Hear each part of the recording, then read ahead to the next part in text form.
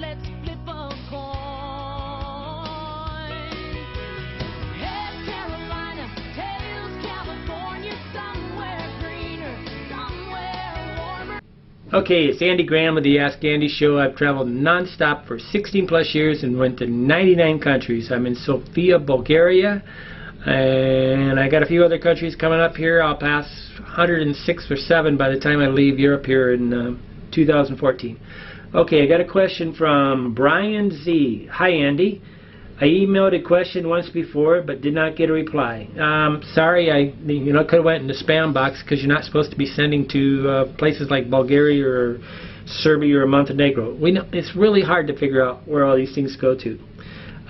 If you don't get an email back from me and then saying that I'll make a video, write me back, because I do click on reply and write people back saying I'll make a video just to let you know I got the message. Hi Andy, I emailed a question once before, did not get a reply. The places you are visiting seem more advanced in than in Central or South America. Yeah, Southeastern Europe is, even though they got about the same wages almost for a lot of the places, just maybe $100 more, they are more advanced. But they're closer to Europe, right? You also seem to be on the go a lot more. That's because they're twice the price of South America or Central America, and it costs me twice as much money. And when you start paying $30, $40 a night for, a day for a place, you stay short time because it's really not that good a value. The people traveling, people travel fast when it's not a good value for the money. They don't want to admit it, but I'm living in a dorm. I lived in an $8 room in Vilcabamba, Ecuador. I pay here right now. I'm paying almost $12 for a dorm bed with 8 other people. Come on, it's not a good value. It's not as So there's the true enjoyment of this place is not substantially more than Ecuador.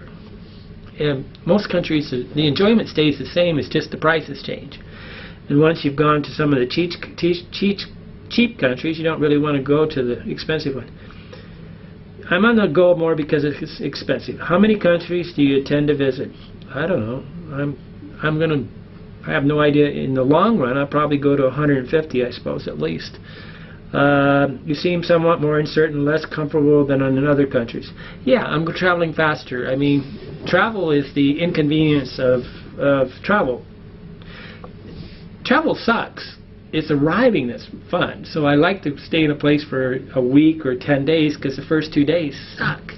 And all I'm getting in Europe is the first 2 days off the top, and it sucks.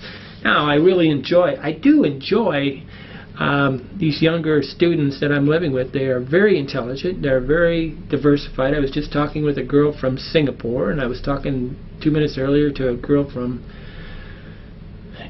Germany, and then downstairs I was talking to a girl, American, that's actually teaching English in Turkey, earns $2,500 a month. Okay, I enjoy this because the people here are younger and they're not waiting to die. Okay, I'm uncomfortable because I'm moving so fast. That's just the nature. If you're not feeling uncomfortable, you're not traveling. That means I'm staying in a place. So that's why I try to stay 1 month, because it's the first 3 days, they suck. Any way you do it. Who do you socialize with these in the country? I only socialize with the other travelers. Very difficult here in Europe, Southeastern Europe, to meet one of the locals because we're moving too fast and it takes too much effort to actually get outside the tourist bubble. So right now I got a friend from Japan, Maduka. I got a friend from Mimi from Singapore. I got Billy from America that's teaching and thing. I've got the 2 or 3 guys that just left from Germany, and then we got you got every person on the planet. I really miss this Portugal girl I met in Zadar, Croatia. And I met a couple of really brilliant men, American men in Kosovo. So every day is a new friend. That's also the reason why I'm moving fast, because my friends won't stay here. It's not like they're going to stay. They stay in shorter than me. I'll stay 3 or 4 days. These guys stay 2 days. who do you associate? It seems more opportunities to meet locals elsewhere. It's not that I can't meet locals, it's the problem of the time. It's back to the time. If you want to meet locals, you need to stay, you know, at least a month in each location, or at least a week. And then you have to get outside what I call the tourist bubble. Very difficult to even know where the tourist bubble is until you're here, okay? And then once you arrived, you're already in the tourist bubble, so how do you escape? Very expensive to get outside the tourist bubble quickly. What I plan in the future is to have a place, come to one of these places all the time, and then like if I came to Bulgaria 3 times, I would eventually figure out how to get outside the tourist bubble into the normal areas. But obviously, if I'm living in a country where it's every hotel in the country is $5 to $10 or $20, less than that, it's easy to just get up and go anywhere. I can't do that in Europe. I might get in a little town and the cheapest hotel might be 60 euros.